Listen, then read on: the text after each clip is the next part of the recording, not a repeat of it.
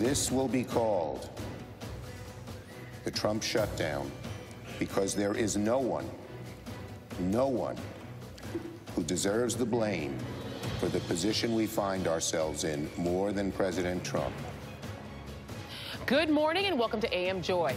Donald Trump is marking the first year of his presidency, his year in office today, having accomplished something that no president has managed to do in more than 40 years, shut down the government when his party controls both houses of Congress and the White House. Trump's anniversary comes as he faces historically dismal poll numbers. Only 39% approve of the job he's doing as president, according to the latest NBC News Wall Street Journal poll. And 69% say they don't like Trump personally.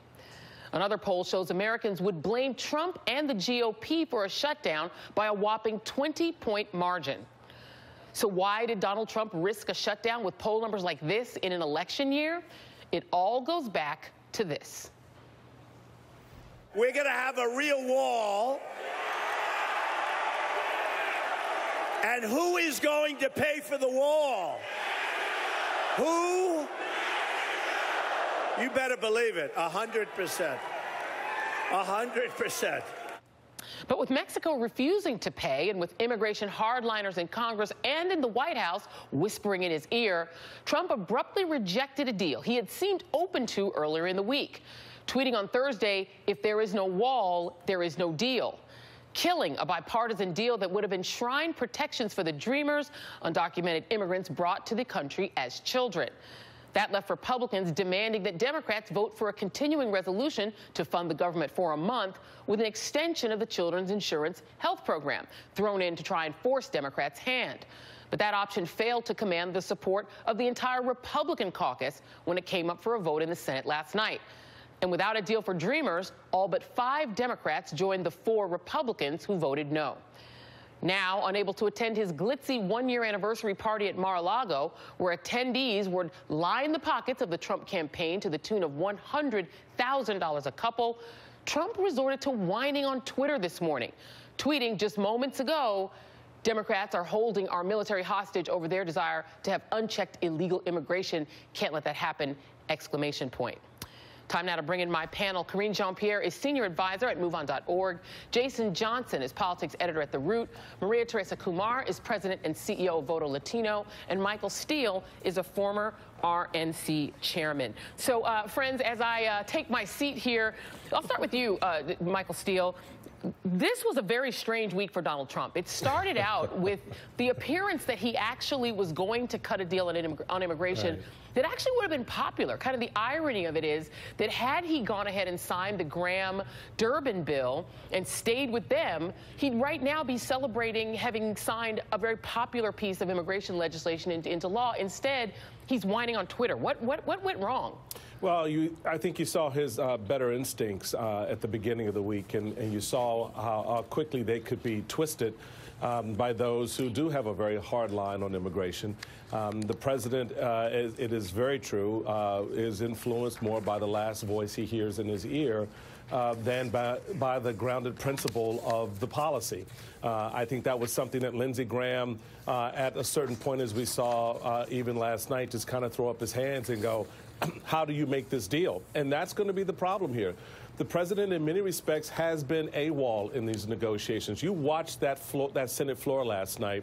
It was like ho-hum. There was no energy. There was no real drive. And that's because the White House wasn't in force here. It was not in play in a way that we saw during the Obama term when there was the breakdown in communication. The president was trying to rally. You had leaders in the Republican Party in communication with the president's White House. Yes, there was still a shutdown, but that energy was there to try to get to a goal. Everyone's saying they want to move towards something, Joy, but the key player here, despite everything else you want to think or believe, is the president of the United States. Yeah, and just to stay with you for a second, Michael, did it surprise you that there didn't, at least we didn't get any news that there was even a White House legislative whip on the floor? There didn't seem to be any White House staff even in the Senate at the time of the vote. As you said, it looked really casual, like no one was really working on even whipping a vote. Which made it very hard for the Senate leadership to really command and control the moment. In other words, to be able to pull a Chuck Schumer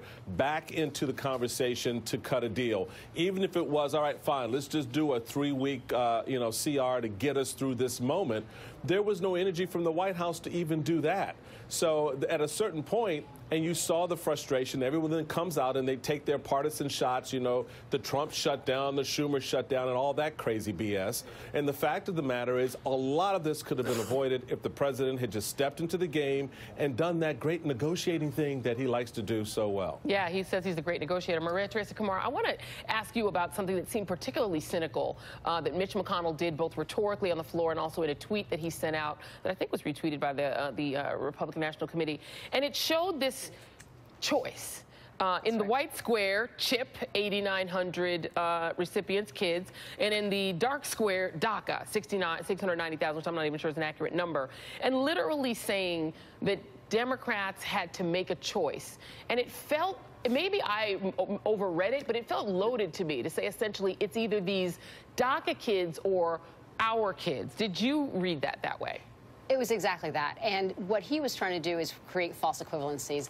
Let's not forget, the reason that there was a shutdown, the reason that the GOP tried to use CHIP is because they could have actually reauthorized it 9 months ago, but they wanted to put that in their back pocket so that they could force the Democrats into doing something that they knew was unseemly, and that is not provide protections to the DACA, to 800,000 DACA's recipients. And the reason that the Republicans are here was not just because of CHIP, but also because the president willy-nilly decided to rescind DACA. But let's take a step back. The reason that has been so fascinating, looking at how this unfolded, is that it's becoming increasingly clear that the person that is really in the president's ear is John Kelly. He is the one that called Schumer saying there is no deal yesterday afternoon. He is the one that basically has increasingly become that hardliner on immigration. For a long time, we thought it was just Steve Miller, but it's increasingly becoming aware that it's not just Steve Miller, but it's Kelly. He is actually perhaps becoming much of a stronger presence in the White House than even Vice President Pence. Yeah, and you know what, to that point,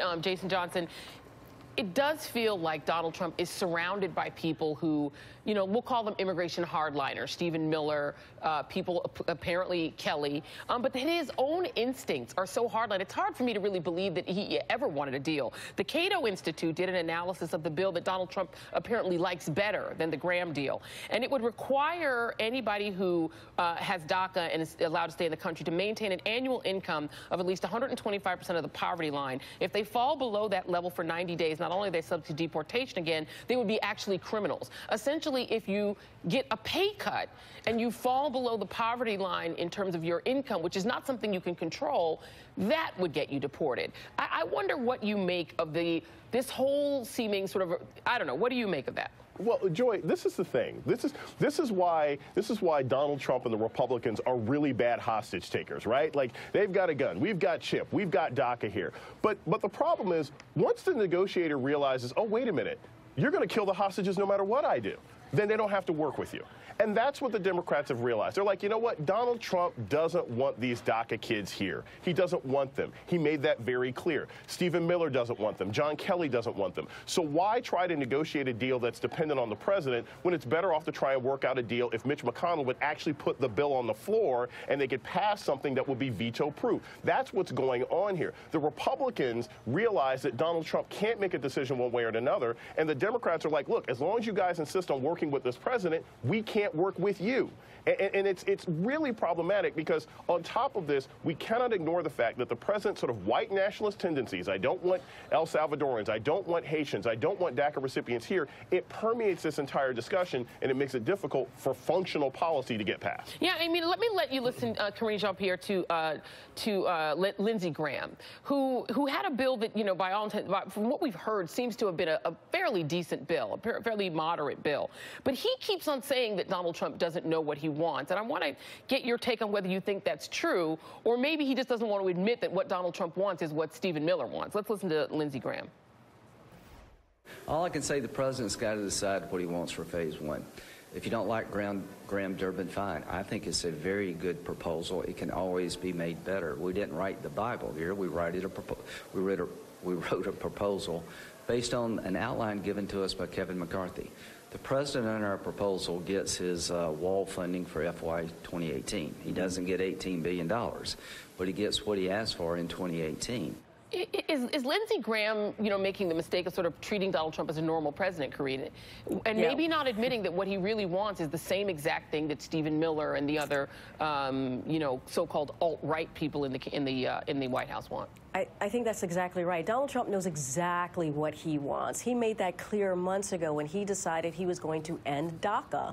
And he made that even more clear about 8-9 days ago when he was in the Oval Office with Graham and with Durbin and other senators and went on a racist rant about African nations and Haiti when he was given a bipartisan deal, as you just stated, Joy, that seemed to be pretty reasonable. He didn't want it. What did he want? He said he wanted white countries to come into the U.S. That's what he wants. He doesn't want brown and black people. He doesn't want us to be here. He wants more white people here. So he's made it very clear. This is his doing. The Trump shutdown is his doing. So there is no art of the deal. He didn't want to make a deal. This is exactly what he wanted. And, it's shameful that the Republicans who could have stopped this, they could have reauthorized CHIP and said, hey, months ago, here's insurance for 9 million kids. They could have done that. They have a bipartisan bill for a Clean Dream Act. They could have put that to the floor and it could have passed. But they didn't do that. So they created this crisis. Donald Trump created this crisis and Republicans created this crisis. Yeah, and on the very point that you just made, Karine Jean-Pierre, about Donald Trump's comments, which made it really hard for Democrats to even want to work with him at all. I want to just have my panel stay with me for just a second. I want to bring in by phone former Mexican President Vicente Fox. He's the author of the new book, Let's Move On, Beyond Fear and False Prophets. It's really great to speak with you, sir. I've been wanting to talk to you about this issue. Karine Jean-Pierre just made the point that Donald Trump, really poisoned the well for a lot of people by referring to shithole countries, talking about countries in Africa, talking about Haiti. You had a very sharp response to him. You tweeted to him, right, at Real Donald Trump, your mouth is the foulest shithole in the world. With what authority, you asked, do you proclaim who's welcome in America and who's not? America's greatness is built on diversity, or have you forgotten your immigrant background, Donald? What do you, if you were the Democrats here in the United States, after he said what he said, and given your analysis, could you negotiate with somebody like Donald Trump on immigration? This is me, Joy? Yes, are you here? Are you there? Okay, I got it. Thank you. Good morning to all of you there. Yes, I've been shooting some principles, but right now the mess has come down to, let's say, the woods level, the forest. Now we have to get over and above and see how we can have a process that can be constructive, that can bring benefits to all American citizens. And that's why this mess today with DACA, the world, the shutdown of government cannot be solved if we don't have some basic principles like compassionate leadership. If we don't have compassionate leadership, we don't worry about giving everybody what is fair to give them.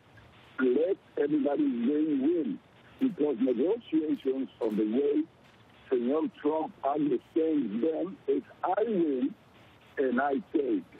And that will never give good negotiations with good fruits for everybody to have a benefit. I've been discussing the wall with him. Yeah. I mean, he can have a wall. I don't care about it. He can have the wall as high as he wants. What is wrong is to say that Mexico is going to pay for it. U.S. citizens, taxpayers, are going to pay for that wall. Now, U.S. citizens in Congress have to decide whether they approve that wall and that mammoth investment of money to Donald Trump. That's the deal is between U.S. citizens, Congress, and Trump, not with us in Mexico. Mm-hmm. The other thing is DACA. DACA, I mean, it's so much money has been invested in this million kids. Right. That now they have talent, now they are very wise, and now they have he wants to kick him out. Right. I'm absolutely sure that's not what U.S. citizens and Congress would like to have. You have to take advantage of your investment. You have to give those kids the opportunity to work in the state and produce for the U.S. economy. If not, more than welcome for us here in Mexico. We love to have that asset, that great asset of those million DACA kids. And for former President Fox, Vicente Fox, I wish that the line was clearer. It was a little bit difficult to hear you through the sort of bad connection, but I think we got your message. Mexico is not paying for the wall. In your mind, there needs to be compassionate policy. Really great to speak with you, and hopefully we can do that again. Thank you so much, sir. I appreciate it. Thank you. And I want to also thank Karine Jean-Pierre, Jason Johnson, Maria Teresea Kumar will be back. And thank you, Michael Steele. Appreciate you guys. All right, and coming up.